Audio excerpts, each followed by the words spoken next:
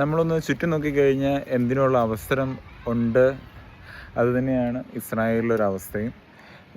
ഇത് ഒരു ബാസ്കറ്റ്ബോൾ കോർട്ടാണ്. ഇത് ഫ്രീ ആണ്. ഇത് ഇൻഡോർ സ്റ്റേഡിയം ആണെങ്കിലും ഇതിന് വേറെ പേയ്മെൻറ്റോ കാര്യങ്ങളോ ഒന്നുമില്ല. പാർക്ക് തന്നെയാണ്. അപ്പോൾ ഇതിൻ്റെ ഇവിടെ ഒരു സ്കൂളുണ്ട്. അപ്പം ഇവിടെ ഒരുപാട് ട്രാഷ് കാര്യങ്ങളൊക്കെ കിടക്കുന്നത്. ആക്ച്വലി ഈ ട്രാഷ് ഗോൾഡാണ്.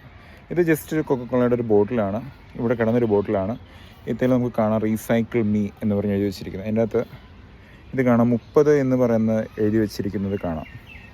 അതായത് 30 പൈസ, ഇസ്രായേലി ഷെക്കലിൽ 30 പൈസയായിട്ട് നമ്മുടെ ഇന്ത്യയിൽ പൈസ പോലെ 30 പൈസയാണിത്.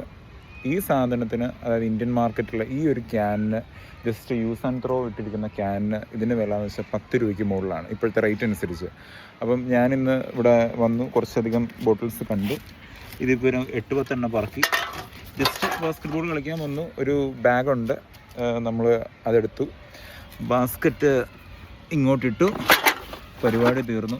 ഇതുകൊണ്ട് വീട്ടിൽ പോകുന്നു, എടുത്തു വെക്കുന്നു, അടുത്ത ദിവസം സൂപ്പർ മാർക്കറ്റിൽ കൊണ്ട് കൊടുക്കുന്നു, പേയ്മെൻറ്റ് മേടിക്കുന്നു. നമ്മൾ ചുറ്റും നോക്കിക്കഴിഞ്ഞാൽ എല്ലാത്തിനും അവസരമുണ്ട്. നോക്കുക.